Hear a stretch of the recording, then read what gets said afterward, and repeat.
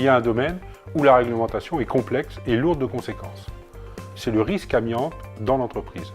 Pour preuve, 42% des cancers professionnels sont liés à l'amiante.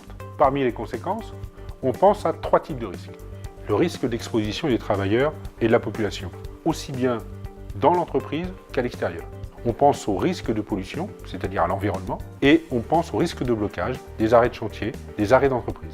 Pour les coûts et risques que cela engendre, nous pensons tout d'abord aux dommages et intérêts demandés soit par les salariés, soit par le grand public. Nous pensons aussi aux amendes infligées par l'inspecteur du travail. Et puis on pense aussi à un signalement auprès du procureur de la République pour mise en danger de la vie d'autrui.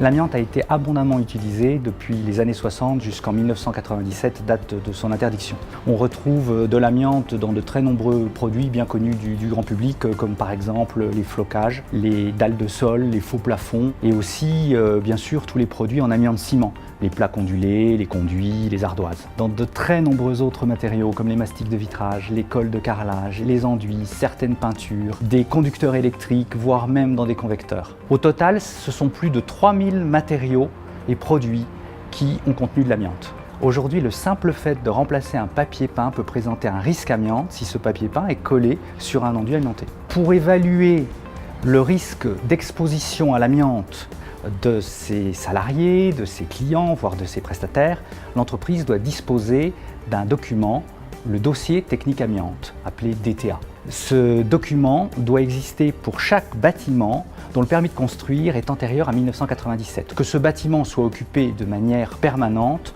ou partielle. Le DTA est réglementaire, il est simple et peu coûteux, il doit être remis à disposition des entreprises qui interviennent sur le site et des organismes de contrôle comme la CARSAT ou l'inspection du travail. Le DTA doit être mis à jour périodiquement. Dans certains cas, il peut même intégrer des mesures, des analyses d'air qui permettront de s'assurer de l'absence de danger pour les occupants. En cas de travaux, une multitude de matériaux peuvent être impactés.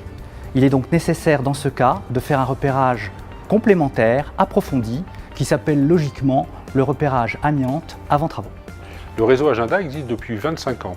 C'est le premier réseau aujourd'hui en France de diagnostiqueurs immobiliers. Il est composé de 156 cabinets répartis sur l'ensemble du territoire ainsi que les DOM. Tous les diagnostiqueurs Agenda sont certifiés amiante. Dans le réseau, l'accompagnement ne se résume pas à une prestation de repérage. Grâce à une veille permanente, nous avons acquis l'expérience d'accompagner au mieux les entreprises sur la prévention du risque amiante. Prévention du risque et protection des travailleurs et de la population.